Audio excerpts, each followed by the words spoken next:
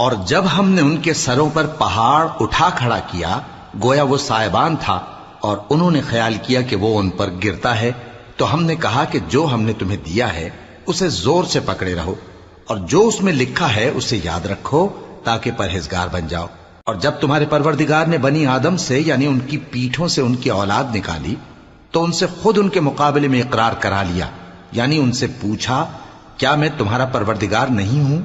وہ کہنے لگے کیوں نہیں، ہم گواہ ہیں کہ تو ہمارا پروردگار ہے۔ یہ اقرار اس لیے کرایا تھا کہ قیامت کے دن کہیں یوں نہ کہنے لگو کہ ہم کو تو اس کی خبر ہی نہ تھی، یا یہ نہ کہو کہ شرک تو پہلے ہمارے بڑوں نے کیا تھا اور ہم تو ان کی اولاد تھے جو ان کے بعد پیدا ہوئے، تو کیا جو کام اہل باطل کرتے رہے اس کے بدلے تو ہمیں ہلاک کرتا ہے؟ اور اسی طرح ہم اپنی آیتیں کھول کھول کر بیان کرتے ہیں تاکہ یہ رجوع کریں اور ان